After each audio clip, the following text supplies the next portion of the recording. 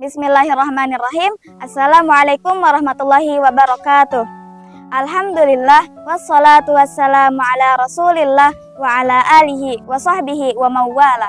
Amma ba'du. Pemirsa tauladan yang Allah muliakan, ada peristiwa yang tidak akan terlupakan di bulan Ramadan, yaitu peristiwa turunnya Al-Quran atau yang biasa kita kenal dengan nuzulul Quran. Pengertian Al-Quran secara bahasa berasal dari kata qara'a yaqra'u Qur'anan yang berarti bacaan. Sedangkan menurut istilah, Al-Quran adalah kalam Allah yang diturunkan kepada Nabi Muhammad SAW sebagai mukjizatnya dan bagi yang membacanya merupakan ibadah. Rasanya tidak cukup bagi kita sebagai umat Islam hanya memperingati nuzulul Quran. Selain harus membacanya, kita juga perlu mengetahui bagaimana sejarah atau proses turunnya Al-Quran. Nuzulul Quran adalah turunnya Al-Quran dari Allah Subhanahu wa Ta'ala kepada Nabi Muhammad SAW melalui perantara malaikat Jibril. Peristiwa ini berlangsung pada tanggal 17 Ramadan tahun 610 Masehi. Pada saat itu Nabi Muhammad sedang berdiam diri di Gua Hiro.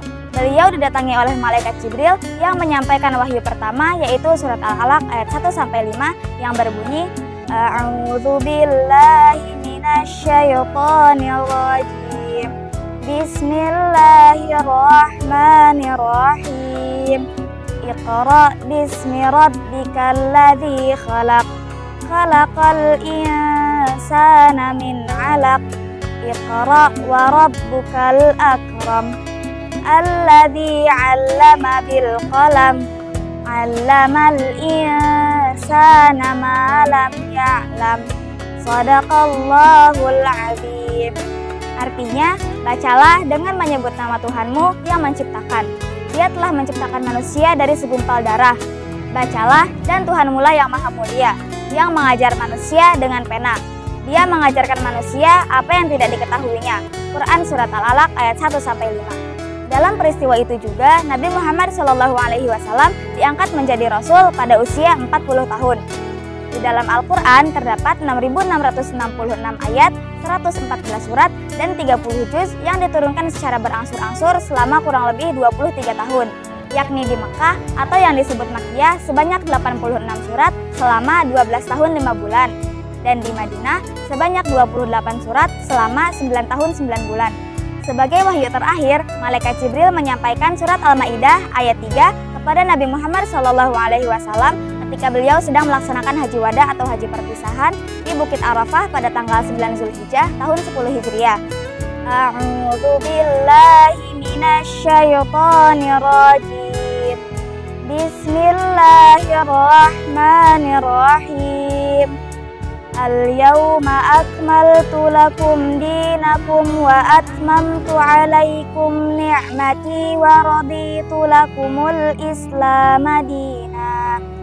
Faman ittara fi makhmasatin ghaira mutajanifin li'ith fa innallaha ghafurur rahim. Shadaqallahul 'azim. Artinya, pada hari ini telah kusempurnakan untuk kamu agamamu dan telah kucukupkan kepadamu nikmatku dan telah kuridhoi Islam itu jadi agama bagimu. Maka barang siapa terpaksa karena kelaparan tanpa sengaja berbuat dosa, sesungguhnya Allah Maha Pengampun lagi Maha Penyayang.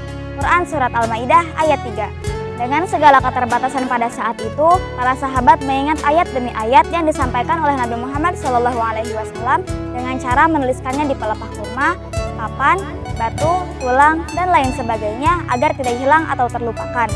Pembukuan Al-Quran diusulkan oleh Umar bin Khattab dan disetujui oleh Abu Bakar, dikarenakan pada saat itu terjadi perang Yamamah yang berlangsung 1 tahun setelah Nabi Muhammad SAW wafat, yang menyebabkan banyak para penghafal Al-Quran yang meninggal. Pada masa Khalifah Utsman bin Affan, Zaid bin Thabit ditunjuk sebagai ketua lajnah oleh Utsman bin Affan untuk pembukuan dan penggandaan Al-Quran dari mushaf milik Hafsah, yang disebarkan ke 7 negara Islam seperti Mekah, Madinah, Suriah, Kufah, Basrah, Yaman, dan Bahrain. Pemirsa tauladan MTSN 7 Kuningan yang Allah berkahi, masih terkait dengan nuzulul Quran, ada beberapa hikmah, keutamaan, kemuliaan, dan keistimewaan peringatan nuzulul Quran, yaitu sebagai berikut. Yang pertama, umat Islam memahami sejarah dan peristiwa turunnya Al-Quran. Yang kedua, meningkatkan keimanan dan ketakwaan kepada Allah Subhanahu wa Ta'ala. Yang ketiga, sebagai edukasi mendekatkan diri kepada Al-Quran, lebih mencintai, memahami, dan mengamalkan Al-Quran. Yang keempat, meningkatkan minat dan motivasi membaca dan mengamalkan isi kandungan Al-Quran. Yang kelima, sebagai syiar Islam dan mendakwahkan Al-Quran. Yang terakhir atau yang keenam yaitu peringatan nuzul Quran adalah sarana yang efektif untuk menjaga kemurnian dan kesucian Al-Quran. Pemirsa Tauladan MTSN 7 Kuningan dimanapun Anda berada, sekian tausiah dari saya, semoga bermanfaat. Terima kasih atas perhatiannya dan mohon maaf atas segala kekurangannya. Wabillahi taufiq wal hidayah. Wassalamualaikum warahmatullahi wabarakatuh.